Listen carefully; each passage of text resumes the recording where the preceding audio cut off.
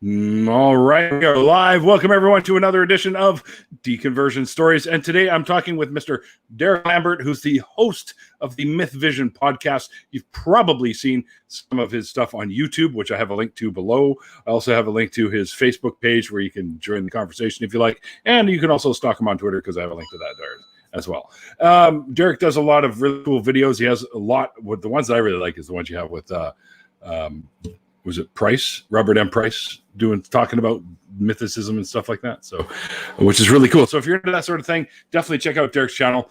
You can find it, as I said, in the link below. And there are also, if you dig the show and you dig what I do here, there's ways to help support the show. I've already had one of my awesome patrons and fans buy some stuff for me, which I haven't hooked up yet, although I did put the fuzzy on the microphone today. So if you're into the ASMR thing, here, I'll do this. No, I'm just kidding. But that's, if you have headphones on, you might have been like, oh, he's trying to put me to sleep. But yeah, so Derek, and what I do is I talk to people about their deconversion stories, as you know. And of course, we'll talk a little bit about the Myth Vision podcast as well, too. So try to kind of take us back to when you were a believer at one time and the kind of the dominoes falling sort of thing. And you sort of started going, what the fuck is this bullshit? And finding your way out of the belief system. I was deeply rooted into it. And I guess maybe I should start with my upbringing a little because... Sure, yeah. My mother, even to this day, is a staunch Christian believer. My father was raised Roman Catholic. And one was Pentecostal, one was Roman Catholic, which I mentioned before. And you were like, hold on, dude, we got to get this story. Yeah, you know? Right. Yeah. And they're like, how did that happen? You know, how did they link up Roman Catholic and Pentecostal? Let's just say alcohol is a hell of a thing, you know? And so they had me and my brother, and my mother would take us to church as kids.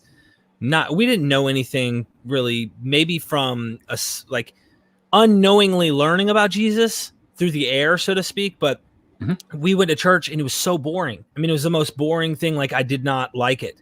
So she would bribe us and say, look, if you go to church with me, I'll take you to a buffet, and we would go eat at Golden Corral. So I'm not turning down food. Like, anyone who knows me, I'm a food guy.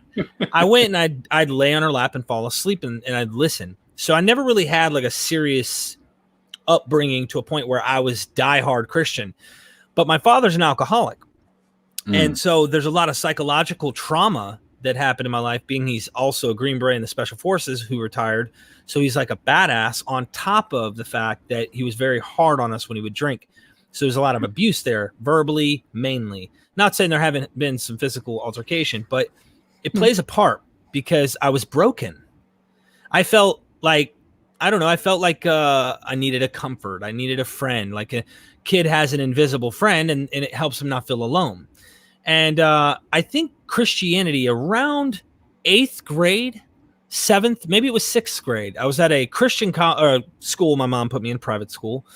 She didn't want me to go to the bad public schools because, you know, you can get hurt and jumped and all the crap that can come from public schools. Right. And I remember them giving like a lesson about lying. And the guy said, well, if you lie once, you have to lie more than one time because you have to lie about the lie. And he gave this like analogy of rubber bands, and he made me feel guilty. And I was like, whoa, I feel really guilty, but it's okay. We have a remedy. We have a savior. What?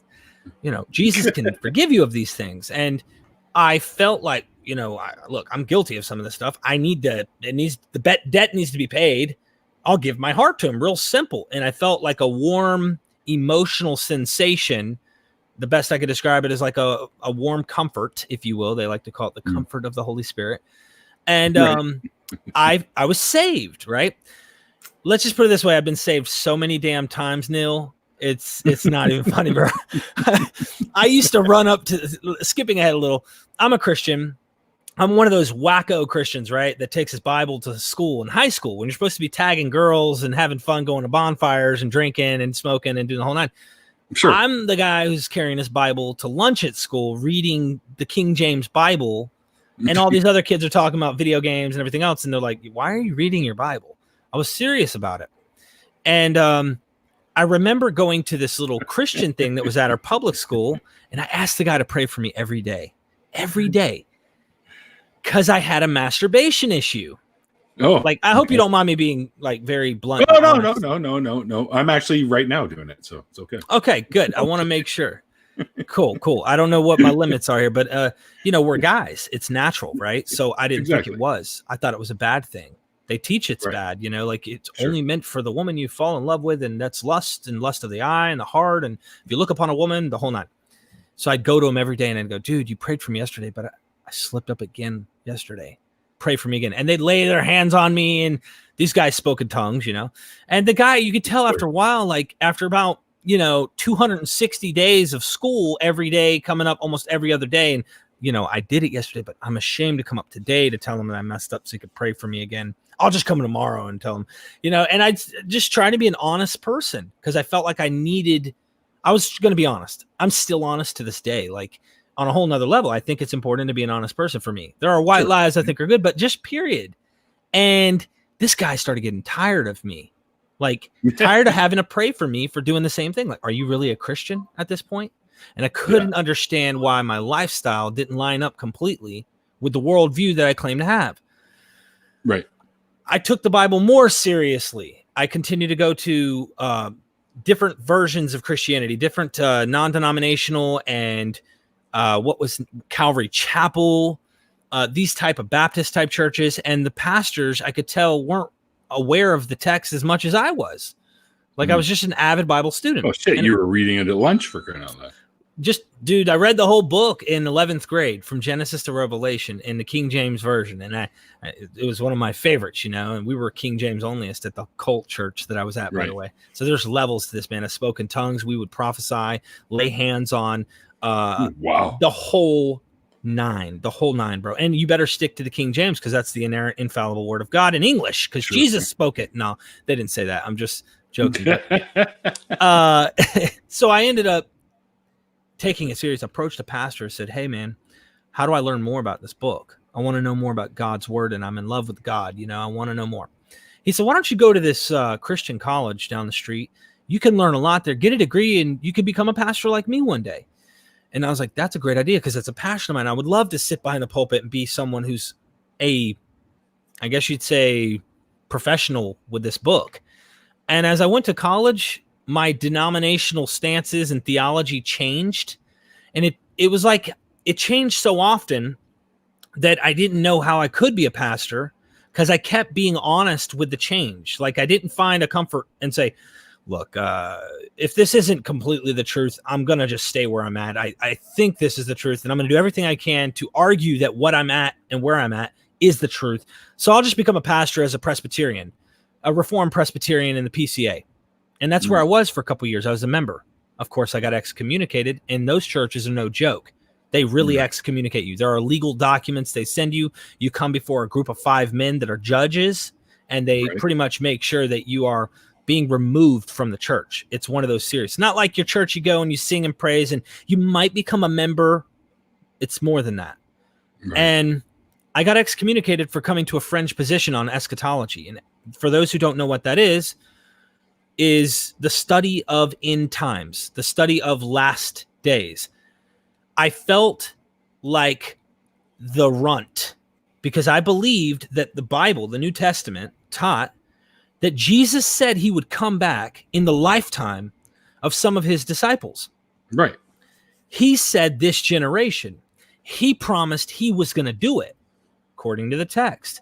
And there are many time statements that he said, dude, this is about to happen. The resurrection, the whole shebang. It's about to happen. So I said, do I believe man, the church, all these people, or do I believe God? Jesus, the Bible. And I went with the Bible, and it got me into trouble. I didn't realize that the Bible could get you in trouble with people who claim to believe the Bible.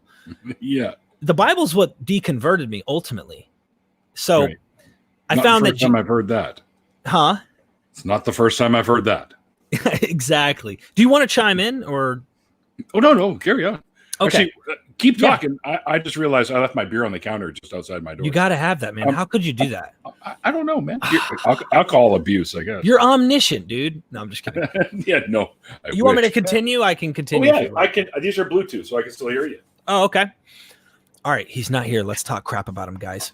All right. I said I can still hear you. All right. So, yeah, man, I studied the hell out of the Bible, and I found that what we're being taught in the church didn't quite line up with what I'm finding Jesus's words to say.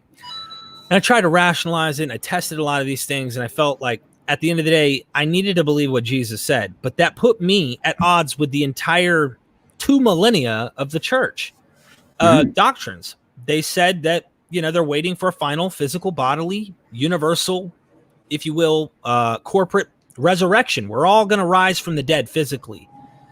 And I couldn't see how that was the case if Jesus said this stuff was supposed to happen soon.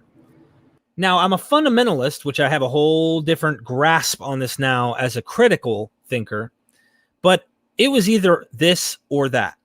That's how I was looking at it. Either this or that, one way or the other.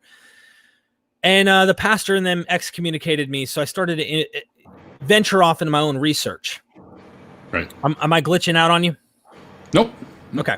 Venturing off into my own research. And a gentleman who was an atheist named Mark, I can't give his last name. His mom is still alive, and if she knew that he was an atheist, she would probably croak over and die. That's how serious about it he said she is. And he called me one day after messaging me a messenger and said, "Can I speak with you?" And I said, "Sure, absolutely. Give me a call." And when he started talking about something with mythology, I said, "I got to ask you a question first, though, man. I'm a believer, right?" He said, I said, "Are you an atheist? And be honest with me. It won't change how I feel about you," even though I was kind of lying to myself. I was just saying that to the guy. And he said, "I'll be honest with you, man. I don't have any reason to believe that there's a God. But I hope you'll listen to me, because I'm not here to make you not believe in God. I just want you to find good reasons to see why the Bible's not this unique book, and it's not what you think it is." So I said, no problem. But really what I'm thinking is, you're an atheist? You know what I'm saying? Like, in my mind, I'm thinking, whatever you say, I'm going to carry this like bias towards anything you say. But he started doing something interesting. He said, "You ever read about Hercules?" And I'm like, "Yeah, I read a little bit. I really didn't read much." He says, "You ever read of the guy Samson?" Of course, I know all about Samson. That's my book. That's, my view. I read a lot about Samson. That's the main reason I don't cut my hair. I knew it, man. I didn't want to tell your secret because Delilah might find out, and right. God forbid. Why is she listening? And he did a comparative archetype sort of thing. Like, he compared myths and showed how they show up in the Bible. And it's almost like, here is the Israelites' version of the mythologies. And I was like, mythology? Like, you mean this isn't historical? You mean you're telling me that this is not literal?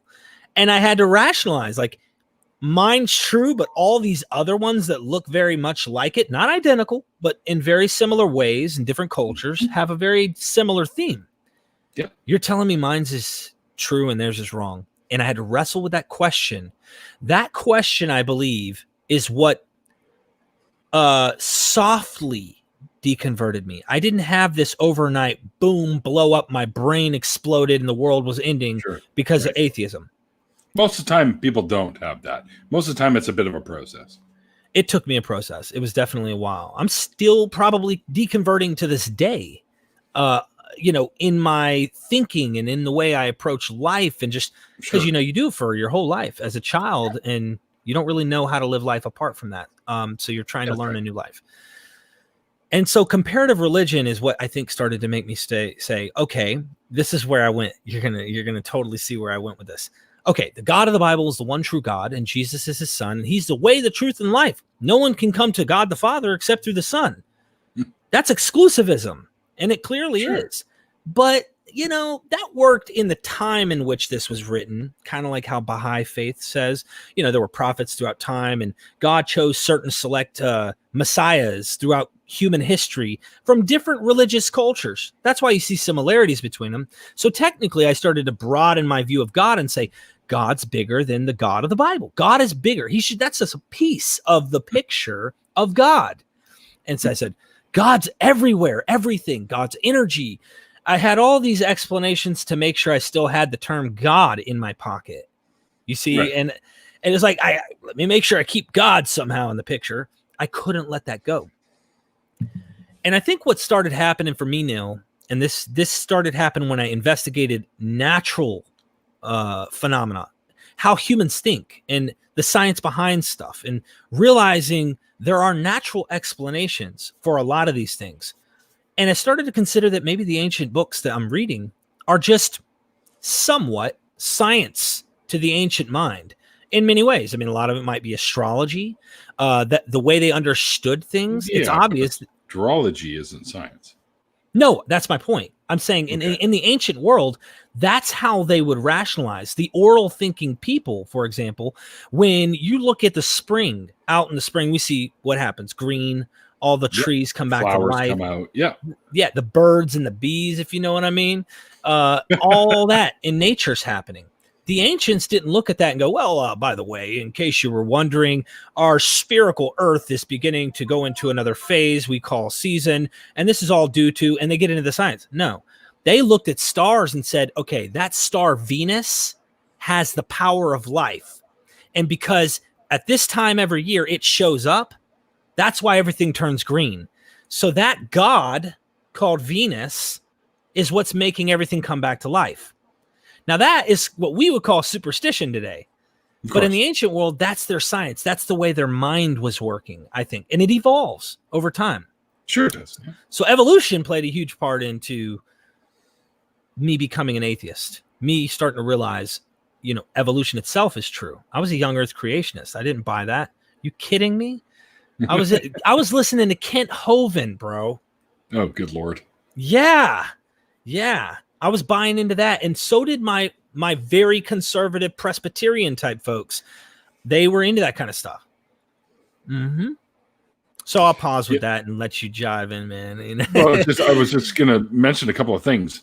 You're saying you were a young Earth creationist and stuff like that. I've actually just read a couple of articles recently. The one I read today was about there's a scientist.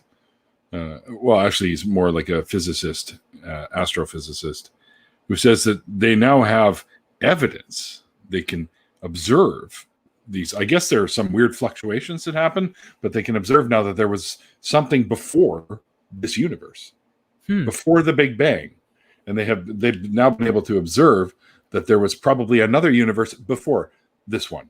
So that kind of lends credence to their hypothesis about the big crunch, big bang, big crunch, big bang, where ones happen and then they shrink and then they expand and then they shrink and so on and so on. So if that's the case, does God still come into the picture there? That's a great question, because it was the wrestling question we always had. And I always thought it was the dumbest question that atheists would ever ask was, well, if God created everything, then who created God? Right? That typical schoolboy atheist question. And I'm like, are you that dumb that you don't realize God is not created? And like, well, how can that be though? I know. I'm just making the point that because in our minds, we already presuppose he's eternal, and it's a he, by the way. It's like we presuppose it's a he. Right. And on and on and on, all these things we automatically already assume because of the worldview we come from. Our theology needed to match what we already want it to be true, so to speak. This book is great at pointing out that he's a he, called Alpha God. It says the psychology of religious violence and oppression, because he talks about the whole primate brain and stuff like that. It's a friend of mine, Hector Garcia. So it's actually very good. Awesome. Gets into that sort of thing.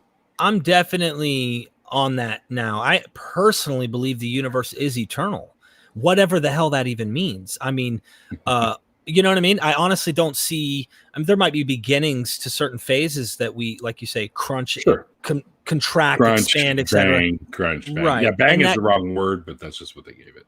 Right. And then William Lane Craig was a big buddy. Ravi Zacharias I used to listen to, which you've seen the recent scandals coming out with. I never got to visit those massage parlors, man. I just, I kind of wish I did. Yeah, I missed out, man. It's like, dude, Ravi, why didn't you take me under your wing, man? I'm just teasing. That's so wrong of me. But William Lane Craig, man, Kalam, cosmological arguments, the whole nine. I bought tons of their DVDs. I was reading their books. I was big into that. I was going to be an apologist. And look what happened to me, man. Yeah. Here you are with a fucking podcast called Myth Vision, for crying out loud. Myth Vision. And it's even at the beginning of my Myth Vision podcast, I wasn't a staunch, like, here's where I stand. I really don't think that we have good reason to believe in a God. I was still deconverting when we started the phase of it. And in fact, some of my guests that I've interviewed are more esoteric. They have kind of a spiritual mind, but they don't take the Bible literally, all that crap. So Sure. I'm not saying the Bible doesn't have other interpretations that are non-literal. I'm saying, like, to protect it, to protect the whole thing. It's, well, you guys misunderstood it. It all was esoteric. It was all spiritual. And I think that's a big no-no too. I think there's a lot of problems with that. So I get into the nit-nats that a lot of atheists like to spend time arguing about origins and evolution and epistemology and all that good stuff. Like, if you're a Christian and you come across my channel and you listen to a 2-hour episode of me and Dr. Bob parallels Jesus to Dionysus and shows you not like the movie Zeitgeist. That's bullshit anyways. He'll go to the sources. He'll quote the sources. He'll get you the actual sources and let you be the judge yourself. Man, after you're done with the show listening to that, you have to ask yourself, okay, that does not fit what I thought this text was. And your deconversion, I think, planting that seed, should start, if you're being honest, to at least consider if they're really on a journey of wanting to know the truth. And most people get to a position comfortable and remain there. And that's not me. Not me. Well, I mean, I would say it would be me to some degree, but only in certain things, right? Everything else, like, there's certain things that I know I'm not going to discover anything new about. So I'm comfortable knowing what I know about it. But there's lots of stuff that I'm continually learning about, right? So that's where I keep growing. But there's just some things that, you know what?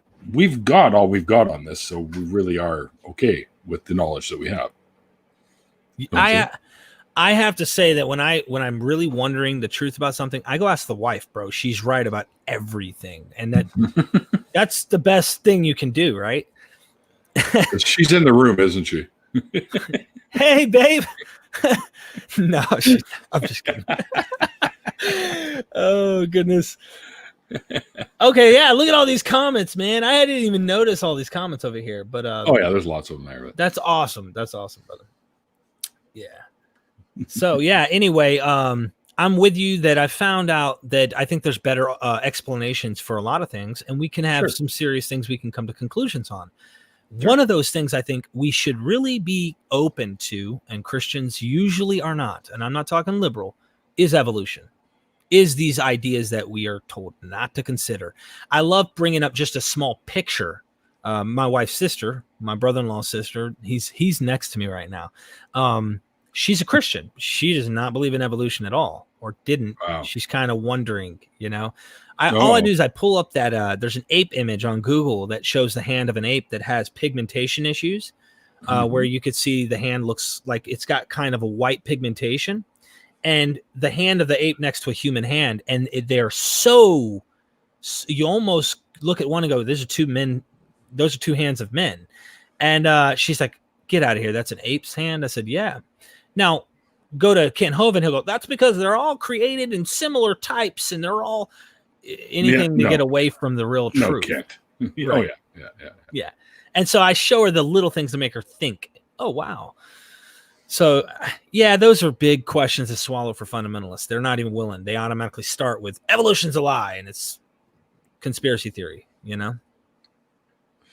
Yeah. Oh, yeah. Yeah. I mean, dude, what was it? On Monday, I had a bunch of creationists pop into my chat, and they're going back and forth and saying, you know, that Otangelo guy, for whatever reason, he loves trying to fucking talk to me about this bullshit. And I'm like, dude, it doesn't matter what nonsense comes out of that fucking bottom hole on your face. You can't get around the fact that evolution is a fact. Yeah. I'm sorry. It happened. It's still happening.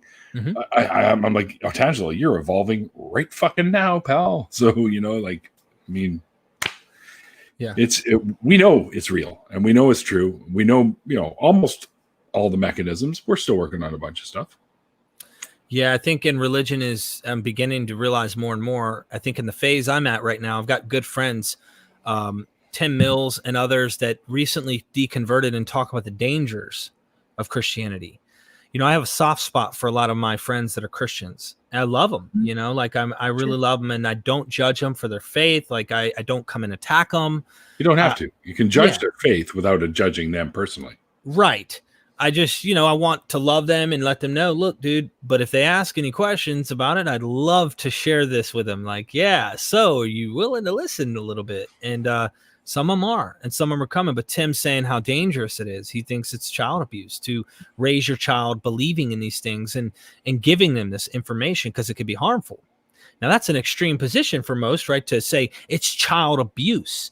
But I'm beginning to realize how psychologically this is a serious problem for me, because I'm a recovering drug addict, right? Not judging anybody watching who enjoys and knows how to control their lifestyle, you know? Yes. But for me, I had needles in.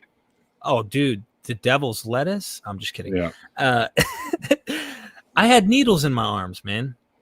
You know, I was junkied out. I was on heroin. I was shooting up. I was doing cocaine once in a while. I didn't do that a lot, but I was doing hard drugs, and I was addicted to religion just as bad as I was addicted to the drugs that I ended up getting into. And I found that religion, when I tried to quit the drugs, I go back to religion. I became pompous. I had this pride about me that I'm holier than thou. I judged others. I thought I knew better. And man, when I relapsed, I crashed hard every time. I couldn't understand. I couldn't understand that. And I personally think that I had an addiction, in some psychological want in why I did it. It was a comfort. Sure. Today, I'm almost 5 years clean on the 25th of October from heroin, from putting needles in my veins. And I am an atheist. And I've never been clean since I ever started even doing any drugs this long in my life. And I have a hoot, man. I enjoy it, you know? So are you basically saying that you got off of the heroin when you became an atheist? I'm saying that my leaving Christianity, my leaving the faith, right? Yeah. My leaving and coming out was a freedom. You know, they say, whom the Son sets free is free indeed. You're free in Christ. But then there are other verses in the New Testament that say you're a bondservant, right? Or Paul's a bondservant, a slave of Christ. Oh, so you got to become a slave in order to really be part of this thing. And I was a slave. Well, guess what? They didn't tell you that when you're really free is when you've left it completely. Yep. And you find yourself a human being, a part of a community of humans that have evolved, that have done. We've been through so much as humans in the past, in the current version, the hardware that we have right now, a couple 100,000 years in this hardware. We've been through so much together, and we're going to continue to grow. But religion has created such divisions, such turmoil, such stuff. Oh, it is. It's divisive by nature. I never saw that, man. I saw it as loving and kind and a good thing. I didn't see it as what you're seeing it. Yet I still saw people who didn't believe as outsiders that were going to go to hell. Mm-hmm. It's crazy, bro. They're blind. They don't see it. It's cognitive dissonance. Yep. It absolutely is. You're right. Holy shit, my phone's going crazy. Can you hear that? Tell your side chick to wait till the show's over, bro. No, I'm just kidding.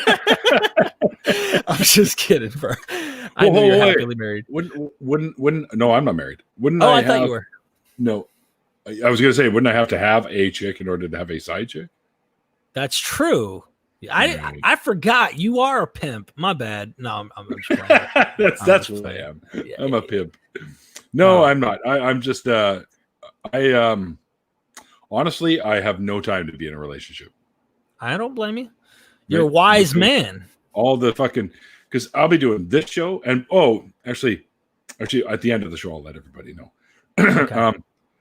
I'll be doing this show. I'll be doing the call-in show with Randolph.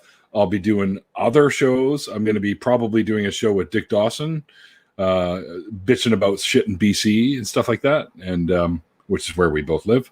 And there's another show that I'll be involved with as a almost full-time regular co-host of this show coming up that does belong to the ACA. It's one of the ACA shows, just to sort of give you guys a bit of a heads up. All right, I'll tell you. I'm going to be one of the regular co-hosts or quasi-regular co-hosts of the nonprofits that's coming up. They're relaunching the nonprofits. And what they've done is they've actually taken Atheist Vanguard and nonprofits and kind of merged them together into one show. And they're still going to call it the nonprofits, but I'm going to be a regular co-host of that along with Derek. I think he's coming back to do the show. And they're going to have rotating people in there as well. So awesome, brother. I won't be able to do every single show because I do have my blood donations on Wednesday still. So that's what I was going to tell everyone. That I'm going to have to change my Wednesday shows to Thursday because I'm going to need those Wednesdays open in case we do some, because we'll record a few shows in a row and then they air them, right? So they're not live, right? So right. Anyways, but yeah, that's what's happening. Awesome, man. You're doing a lot of good things. I've been watching the blood work that you're doing. A lot of that stuff. So, you're helping humanity out in a big way. And did you say your father was doing that too? He was this province, BC's highest blood donor before he passed away. Wow, and that's why he did in total. Mind you, he also did he gave what do you call it, platelets, which you go in and you sit in there. It takes a long time to do this, but they have this big ass machine that these things rotating and they pull your blood out, the whole blood. They remove the platelets and then they put the blood back in, just platelet free. And then your body automatically starts building more platelets. And your body does that so fast that me being a whole blood donor, I can only go in once every 56 days. Wow. My dad could go in every 2 weeks and donate. And that's when his numbers started piling up. So he ended up, 500, almost 5,500 fucking donations. And I said, he's gone now, so somebody's got to take his place. And we had always talked about doing it together, but our times never worked out. So I'm like, I'm gonna step in for him. I wish I was O negative because that's universal. He was.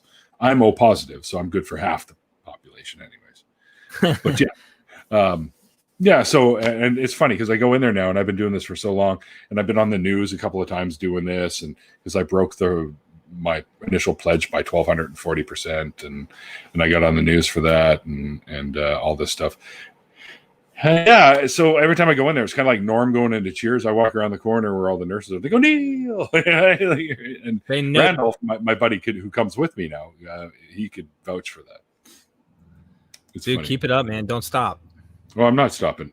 You see, I'm not going to stop, and I even want tattoos, but I can't get tattoos. Why? Because if you're a donor, then I'd have to put it off for up to 6 months, and I don't want to do that. That's 3 donations that are missing. Wow. So that's a potential of 15 lives right there. Wow. So that's awesome. I'm not stopping. I'm willing to sacrifice some of my luxuries just to do this. So my hat, if I had one, tip to you, my friend. Seriously. I have one over here you can borrow if you want. There you go. Destroy. Thank you. Hey, thank you for bringing me on here for sure. I mean, I guess, Neil, my deconversion, it might be a little different than maybe most. I don't know if that would be the case. From what I hear, theological arguments, my studying of the text and interpretations that made better sense is what ultimately led me to thinking, well, I have to make better sense of this text. And now that I have better interpretations and evidence for where it comes from or how it came to be, made me shift in my thinking. And that constant shift in wondering, did I really get it right this time? And being honest and searching allowed me to really start going, okay, it's bullshit. If you're going to believe this literally and you're thinking this is factually true, it's BS. Is it historical fiction? Sure. Is there some stuff in there that's probably even fabricated, like some of the miraculous claims? Sure. You know what? If you actually look at it, there's not a lot of historical stuff in it. Right. It's pretty much all fiction. That's and you the can thing. tell many of the stories are borrowed from previous stories from other belief systems too, right? So that's what I do on my channel, like that kind of stuff. Exactly. Yes, exactly. Right. Yeah, and I do want to talk a little bit about that too. Yeah, feel free. Shoot me any question you want, man. Before we get into the whole podcast thing, now that you're an atheist, right? Even though you still carry maybe a little bit of the baggage of belief with you, like you were talking about earlier. I actually don't. It may not even be baggage, but I just say that there's right.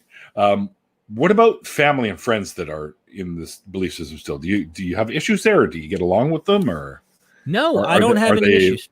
Are they kind of like trying to rope you back in, maybe a little, or once in a while, my mom will tell me, I know I'm not going to convince you, but will you say a prayer out loud for me so I know that you talk to God and that in case he exists, I'm not kidding. And, you know, Mom doesn't work that way. Yeah, it doesn't really, but it makes her feel better. So I do whatever makes mom feel better. Because to me, it's like, Okay. you know, I do whatever. So I'll go, okay, mom. And I'll say the prayer right there in front of her. In Jesus' name, amen. And I'm like, we're all better. And I'll say stuff like while I pray it once in a while when my mom will call me. And it's like once a year she'll do this now. And it's not often, but I'll say, you know, you're a merciful God, that kind of stuff. Like, you know, I'm using the thing you gave me, you know, I'm coming at it from her worldview, the brain you gave me, that kind of stuff. And I'm only trying to figure out the truth. And you know that if one day I die and you're there, have mercy on me, because I'm going to be a good person. I'm going to be kind. I'm going to help people. I'm going to do everything I can. And that's just because it's a human thing to do. People want to attribute all this stuff to a metaphysical being. It's like, you know, as a parent, I'm 14 years married. I had my first son when I was 18. I have given credit to Santa Claus for 12 damn December 25th. Okay. I didn't get the credit. Okay. And Santa gets it. That's bullshit. After a while, man, it's like, you know, son, if you're going to keep acting up, I'm not buying you crap for Christmas, you know? That's what it comes down to. You're not buying me.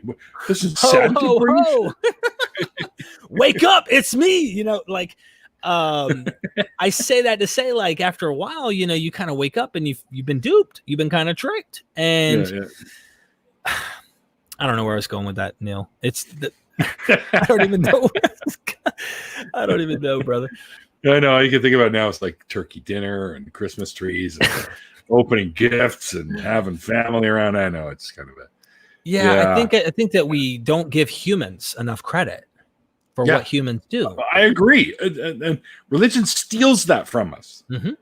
Like, you know, for example, if you're like on your deathbed in the hospital and for whatever reason you're barely conscious and the family comes in and they do a little and then all of a sudden you get better, they're like, oh, praise you. It's like, no, man, praise the fucking hospital staff. Thank you.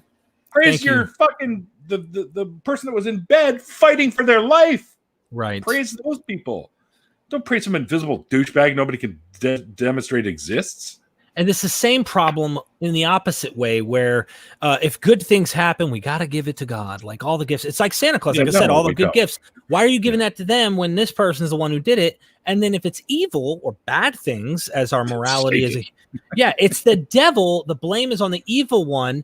But if you really read this book, you know, the Bible, you start to find some crap out about Yahweh. You start to realize I create light, I create darkness, I create good, I create evil.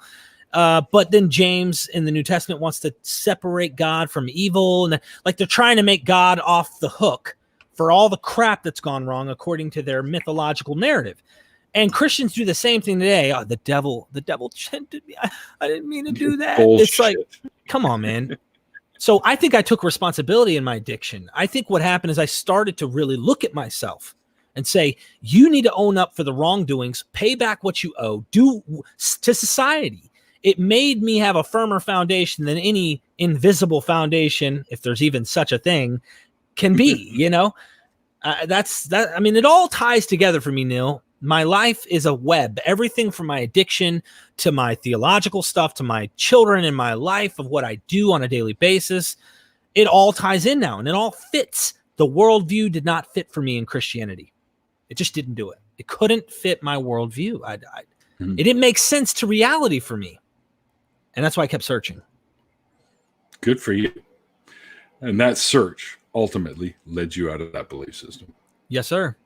Which it tells me you just weren't finding the answers you needed to find within it. Right? Exactly. Nature and reality had much better answers. And you know what? It's even more mysterious, which is even part of the whole grandiose bit of it, right? If that's the right word, but regardless.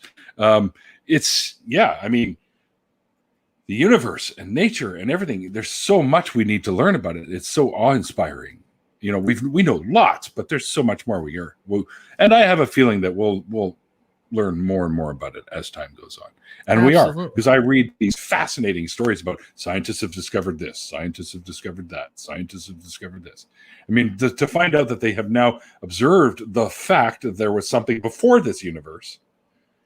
And so now the whole we're talking Big Bang, Big Crunch, Big Bang, Big Crunch is very much a feasible hypothesis because of this evidence they've discovered. So it's amazing. And we're finding out more shit all the time. I mean, can you imagine you and me go back 5,000 years ago and we saw a volcano go off? Yeah. We're going to think, we're in that worldview. We're going to think with no science that we have now, we're going to look at that and go, God's mad, guys. What did you do? What were y'all doing? We have to throw in there now. Yeah, like whose child gets sacrificed next to appease this God? Like how primitive, And we're still looking at this book and we're going, this is our standard today. And there's slavery literally condoned. Dr. Joshua Bowen, I've had on the show, and he wrote a book on slavery in the Bible. Like, I love that guy, man. There's you interviewed him not too long ago, and I got to join the after party. And so he's good. He's really good. You're doing a good work here, my friend. A good work. Well, thanks. I appreciate that. I think that these are stories that need to be heard. And the more of them that are out there, the better, because I'll guarantee you, and they may not even admit it, but I'll guarantee you there are believers out there that are sitting right on that fence.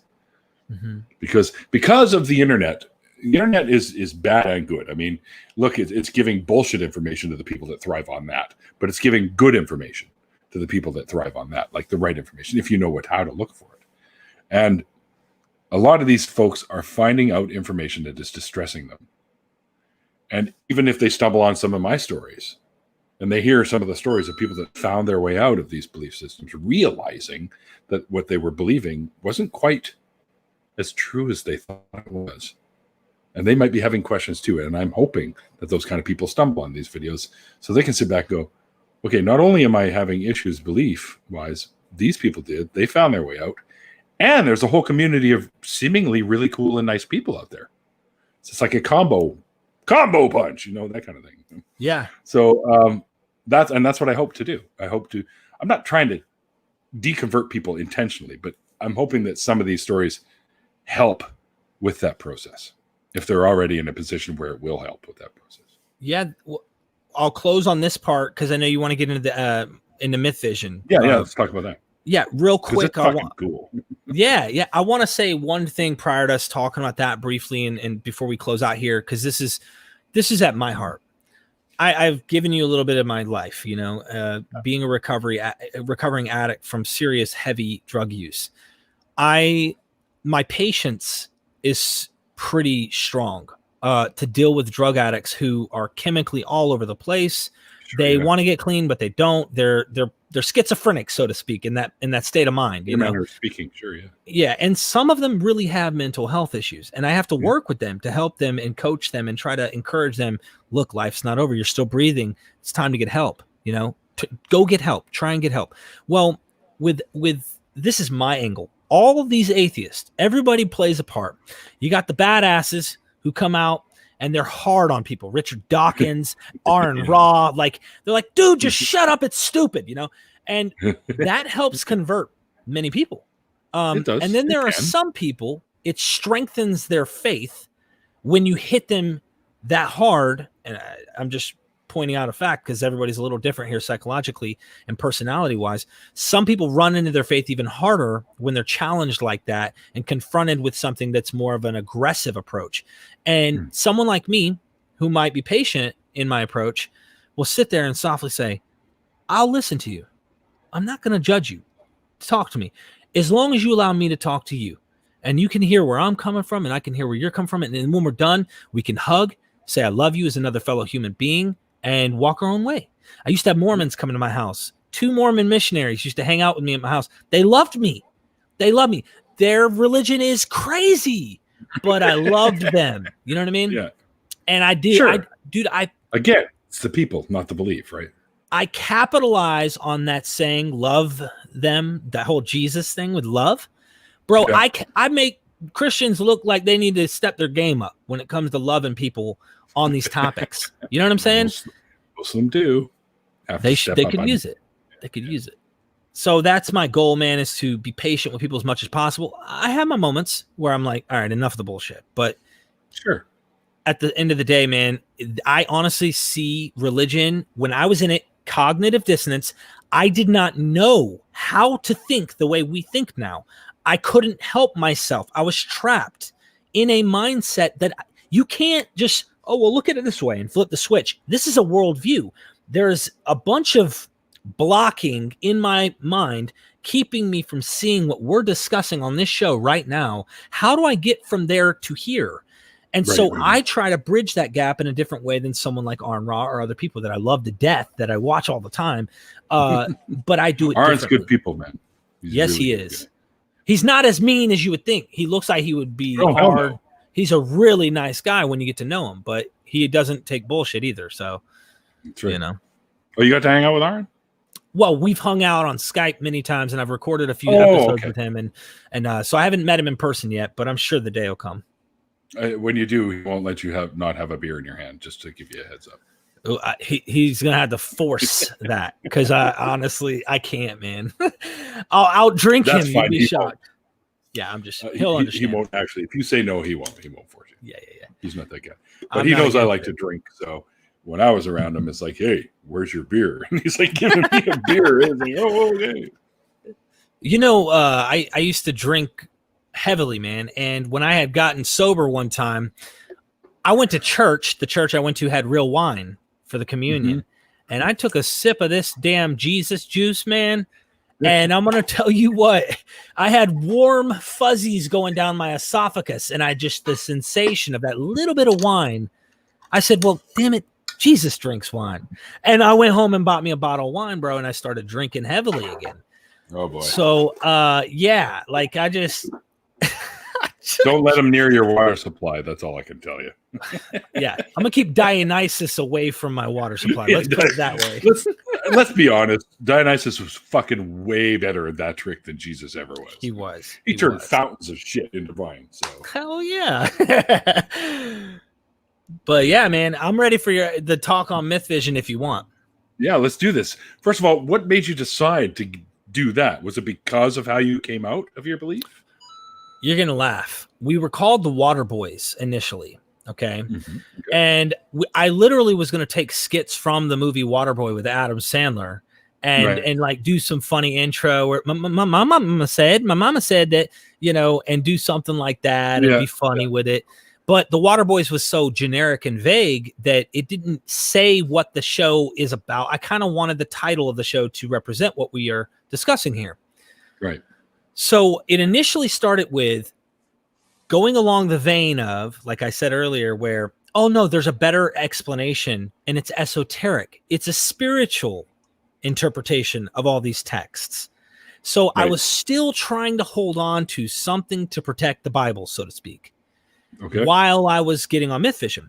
And there weren't enough channels out there talking about these esoteric interpretations and presenting that knowledge on YouTube without them being quacks, like either flat earthers or some fringe, you know, really over the top theory that runs around that they're involved in. And so I said, I need to have my own channel where I interview the same scholars that I really appreciate and have them on. And as the show progressed and I learned, I changed who I was going to interview. And I had a co-host, Dr. Luther G. Williams.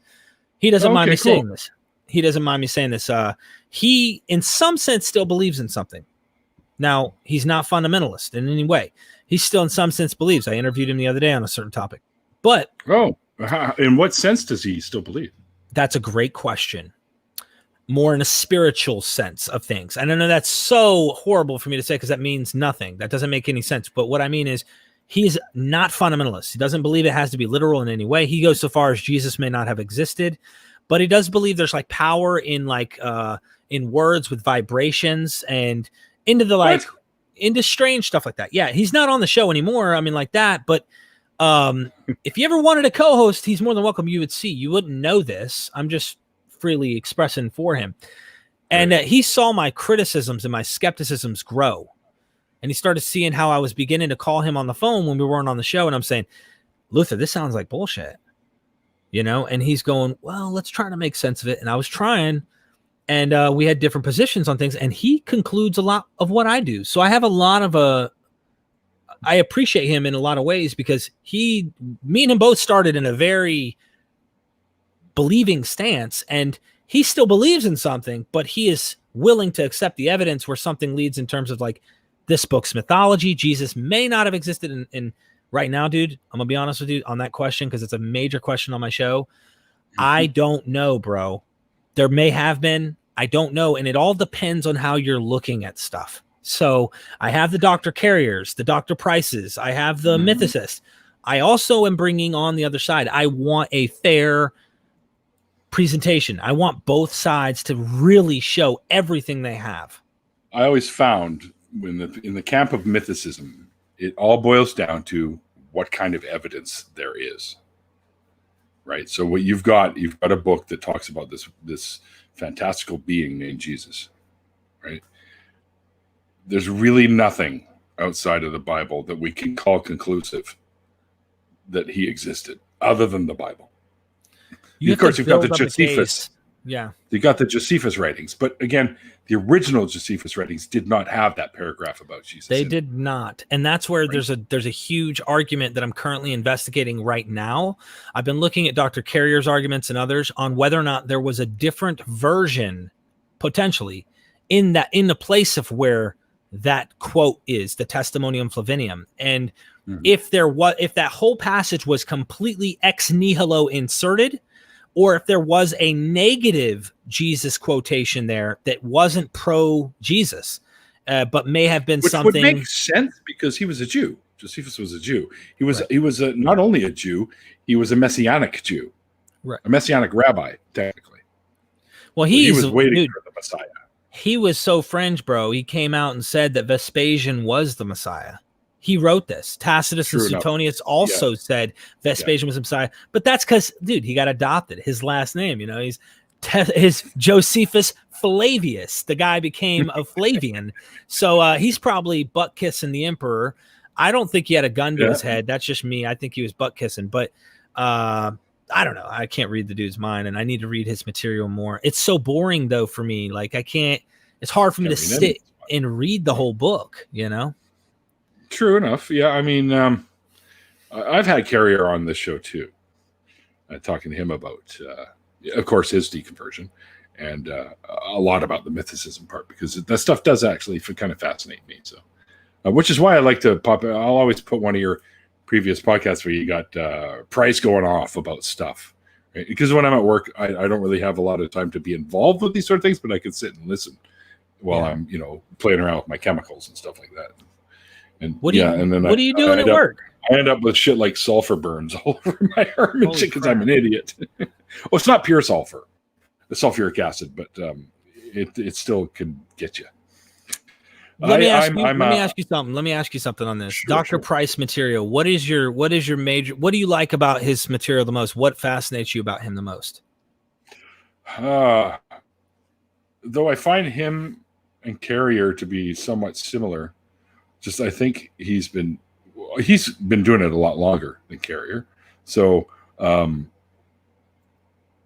maybe it's just his presentation, the way he talks about it. I think is what I'm intrigued with, is the way and some of the ideas that he has behind what he's talking about, like when it comes to these possible forgery scripture type things, and he talks about, and I can't really put my thumb on anything in particular, but I think it's just because he's so fucking calm and collected too when he talks about it, right? Right. So, he's just a chill dude, and and this stuff just fascinates me. So I'm not sure if I could really put a finger on exactly what it is, but I just very much the way he presents his arguments, the way he talks about, could we call this evidence? Could we call this a forgery? Could just that kind of thing. He's awesome. He is awesome. Don't get me wrong. I take Carrier's work too, but Carrier's, absolutely. He's a little bit more. I don't know. Carrier's kind of like the squirrel version.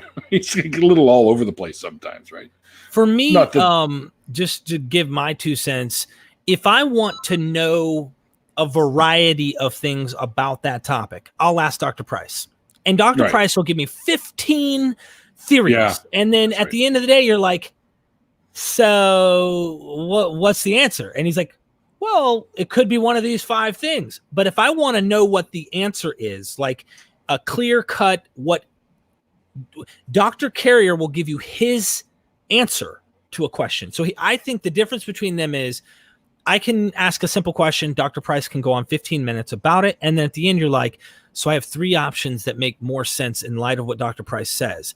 But he's not drawing the conclusion for you.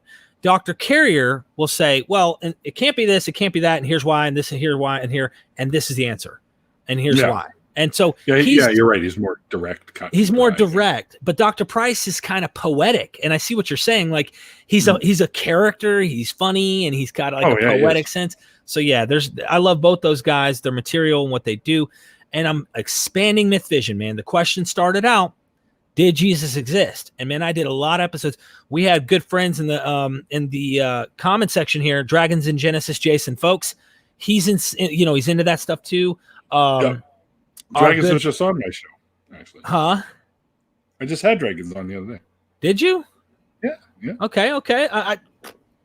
I'm doing so much, bro. I do so much here on the show that it's like Joel Pearson was on, Joel Pearson. I've talked to him about this stuff, but now I'm also opening it up, and I'm not closing it off to this question because I'm really exploring this. I'm opening it up to other explanations. The idea that maybe Jesus was a magician. Like, what if he was this like guy running around doing magic tricks to people? I mean, I'm open to any idea, and that's what I do on the shows. Crazy itinerant rabbi running around doing magic tricks. Yeah, I give you good enough reason to think what we think about Jesus is probably wrong, and here's why. What we've been told by the church and how they present it. They soften it up, they pretty it up. They're like a chick that is wearing way too much makeup, protecting all that stuff underneath. That's going on, and I've seen some pictures where I'm like, dang, she's hot. And then they show me what she really looked like. And I'm like, okay, never mind. I'm going to change. 3 dressed up as a 9. Yeah. But so there you go. I'm being dumb. No. That was actually quite amusing. But what can you tell us about what might be coming up on your show? Oh man. So I recently any big guests or anything like that. Yeah. I emailed Dr. Bart Ehrman recently. I was just gonna ask, have you ever talked to Ehrman? Well, I've tried emailing him. He's a pretty chill dude too. Yes, he is. The problem is I emailed him under a different email back in the day about mythicism. And from what I understand, that's not the best way to get his attention. Like if you really want to interview him, he's not really looking for that conversation. So I started reading his works over time, and I have different conversations that I can have with him, and then maybe somehow slip it in during a conversation. But I don't want him to feel like he comes on the show, he has to talk about that. But I want to get his opinion on it at some point if he's willing. I hear if you get him on once, I can get him on again. So Dr. Ehrman, is one. I've got PhD student from Duke University, Ian Mills, that I recently interviewed. He's connected to some big PhDs at Duke University in Chapel Hill and things like that, like Dr. Goodacre, which I recently interviewed. These are names. You may not know these names, but it doesn't matter because they're like really serious scholars in the field of criticism and the New Testament and Old Testament, things like this. Dr. Dennis MacDonald, who went to show that the Gospels are made from technically mimetic criticism. They borrowed from Homer, the Odyssey, the Iliad. I've got him coming on soon. Dr. Joshua Bowen, that we talked about slavery in the Bible, he's coming on tomorrow to show that Jeremiah had a failed prophecy of 70 years, and then Daniel's trying to fix Jeremiah's fuck up, and then and then Daniel fucks up, and so it's like one thing after another. Who else? Big names, man. You hit me on the spot with that. I've got a list of names, and I've got a bunch of potential shows, but I just released I released a lot of shows that I have because you know how YouTube works, inside of my video storage. I have like 53 videos that are there waiting to be launched. If I launch them all at once, I'm not going to ride the YouTube algorithm. So I have to slowly release them, let views build up, comments and likes, and it grows a channel that way. So for my Patreon guys, if you're interested in seeing all the the stuff I have not released and what I'm going to continue to put on Patreon. I'm making the video unlisted, putting it on only Patreon members who are allowed to see it, and then release it over time onto YouTube. So if you ask a question and you want your question answered, for example, and I get a lot of people who do this, to Dr. Price, I drive to him, bro. Look at this. I drive to Dr. Price. I bring my cameras. I've got multiple of these. I've got lights and everything. And I ask your question in person to these scholars. And then I make a video specifically asking your question. And they love that. So if you want your question answered and it hasn't popped out yet, it's most likely in Patreon. And that's my way of trying to give Patreon members something for being a patron, you know? And a lot of your videos are those kinds where you go to Dr. Price's place and ask him the question. And he sits back in his fucking giant library behind him and answers the question. I watched that video and I start feeling intimidated because he's got a library that makes... basically, his library looks like the New York library, and my library looks like the little shelves at the ACA. Have a few books on them, right? So, yes, sir. He's got a bunch more libraries in that house. He told me, well, I think do not show the mess. He's like, don't show my mess, but he has a ton of his books on every shelf. He's got piles of books. And then he's doing a book right now called Judaizing Jesus. He has 50 books on the ground stacked up, right? And I'm like, dude. And he said, yeah, I already read these, and I'm going to end up donating them or whatever, these 50 books. I've got 50 more I need to read in order to write this book on the topic that I'm currently on. I'm reading as far and as wide and serious as scholars as possible when I go to produce this book. And I'm like, read these 50 books? I mean, we're talking, I can't even fit it in the screen to show you how high. And he read all of them already in just a couple months. And I just can't see how he does that on top of everything else he does. I know. I find it hard. That's why I got into audiobooks too, because I can be reading something at home. I'll pick up a book and I'll read it. I'll get about that far into it, before I fall asleep at night, and then I'm like, "Fuck, where was I? Oh, let's pick it up on the audiobook, and then I'll listen to it while I'm at work or something." That kind of thing. Yeah, absolutely, man. I mean, it's great. Yes, sir. I like learning. Oh fuck! Ate too fast when I got home. I had a bunch of Greek food that I picked up on the way home. Ooh, I love Greek food. Oh yeah, me too. Some lamb kebabs and some calamari and spanakopita, all that kind of shit. Anyway, well, Derek, we have done the hour, sir, and okay. I highly recommend guys to definitely check out Derek's Myth Vision podcast. It's on YouTube, and if you dig what you see while we were talking, because I forgot to put it in there, I slipped the Patreon link into the description box as well. No, it's there along with the YouTube. I like to help support as best as I can. And you can stalk him on Facebook, and you can stalk him on Twitter as well. You can join the conversation on his Facebook group because he's got the Moth Vision. Myth. They talk about Moth Van. No, I'm just kidding. Yeah. the Myth Vision. They can talk, if you want to have it be a part of that conversation. You can find that on Facebook. But anyways, Derek, man, thank you so much for joining me today, dude. It was awesome to get to chat with you. I'm looking forward to this for a little while. So. Thank you, Neil. And you're a great guy, man. Keep doing what you're doing. You're helping a lot of people see. I'm hoping more people will see your channel, more people will subscribe and join in the conversation. Even if you don't agree, man, you can join into the conversation and be patient. Watching Neil, you're a kind dude, man. Even if I wasn't a believer, I might have my bias up, but I can tell that you got a heart of gold, man. So keep up doing what you're doing, brother. I do what I can. I often say, I'm going to leave this planet better than I found it. So it's the best thing I can do, or try at least. I'll die trying. We'll all die eventually, but you know what I mean, right? But dragons in Genesis. Thank you, dragons in Genesis. Keep doing the Lord's work. He says. Jason, you're the man. Good look, brother. You are the awesome man. Now, I'm not going to see that for a while. By the way, I'm still fighting with Google to get all my money from them. They're holding like 500 something bucks of mine. So what? Yeah, because I had two channels and one was monetized already.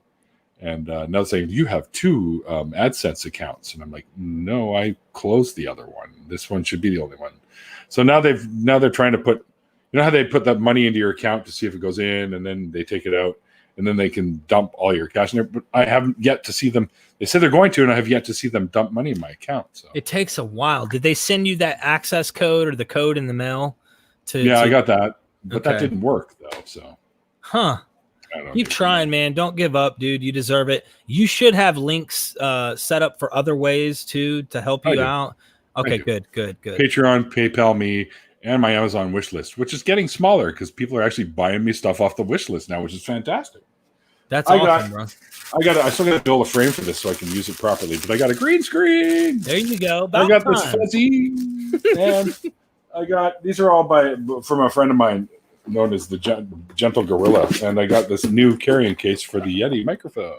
Oh wow, man! So good for you, brother.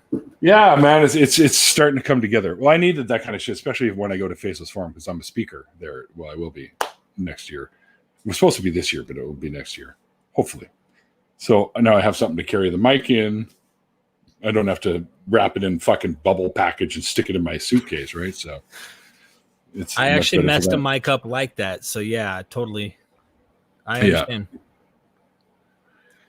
Yeah. Simply Secular, who lives close to where I do, says, how about some Delta BC liquor store gift cards? That works, man. That works.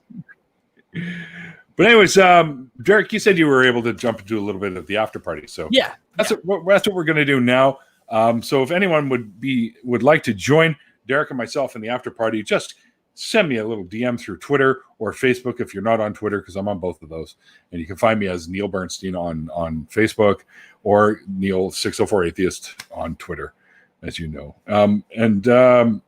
Thanks everyone for hanging out with Derek and me. I hope you guys enjoyed the show. A lot of really cool stuff. I love the whole mysticism topic because I think it's pretty fascinating.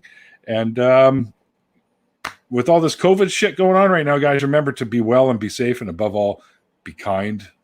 And thank you to all my wonderful patrons. Everything that you guys do for me helps the show grow and improve. And until next time, guys, like I always say at the end of these shows, like the late, great Christopher Hitchens once said, it's called faith because it's not knowledge. And we'll see you guys